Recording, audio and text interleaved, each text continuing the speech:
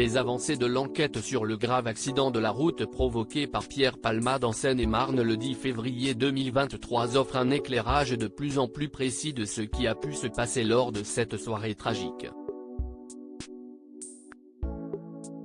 BFM TV a pu accéder aux déclarations de l'humoriste actuellement sous écrou à l'hôpital du Kremlin-Bicêtre, ainsi que celles des 2 autres passagers de sa voiture.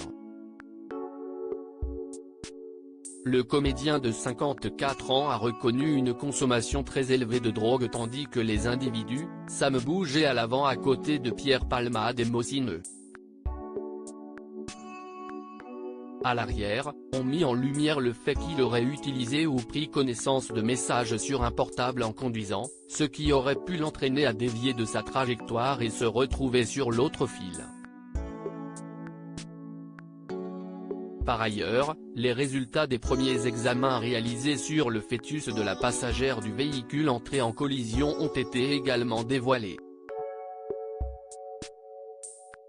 La viabilité du bébé, point central de l'enquête. Le doute était très faible, il est confirmé que, selon les premières analyses, c'est bien l'accident qui a provoqué la mort du bébé que portait la femme dans la voiture, Mira, 27 ans.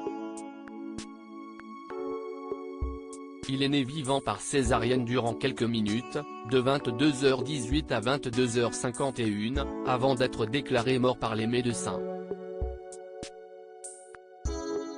Un enfant considéré comme viable qui ne présentait pas de malformation. Sa mort est donc intervenue dans un contexte d'accident de la voie publique.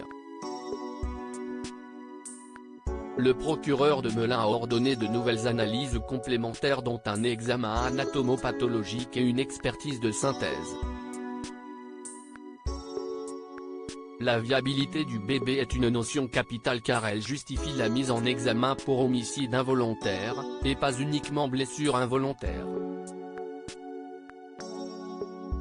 Avec cet élément, ainsi que les 2 circonstances aggravantes retenues par la justice, la prise de stupéfiants, 30 minutes avant de prendre le volant et le manquement à une obligation de sécurité et de prudence puisqu'il aurait utilisé ou consulté un portable, le comédien pourrait être condamné jusqu'à 20 ans de prison.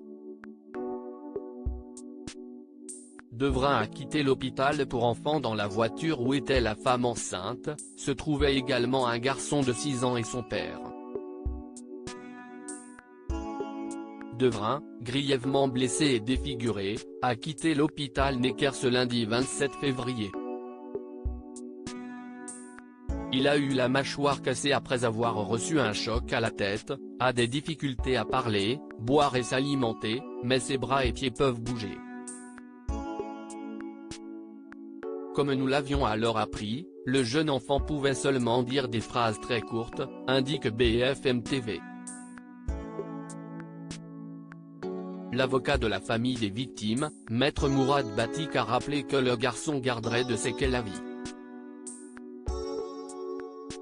Il va y avoir très long processus de reconstruction d'un point de vue physique d'abord puis psychologique pour un enfant déscolarisé qui était au CP et qui avait une vie tout à fait normale, a indiqué l'avocat qui a assuré que l'enfant portait bien sa ceinture dans la voiture.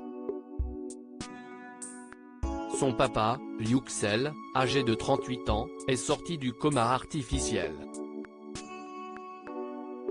Une nouvelle positive qui ne doit pas cacher le fait qu'il ne peut pas bouger, il ne peut pas parler, il ne peut pas communiquer. Il est dans un piteux état de santé selon Maître Batik.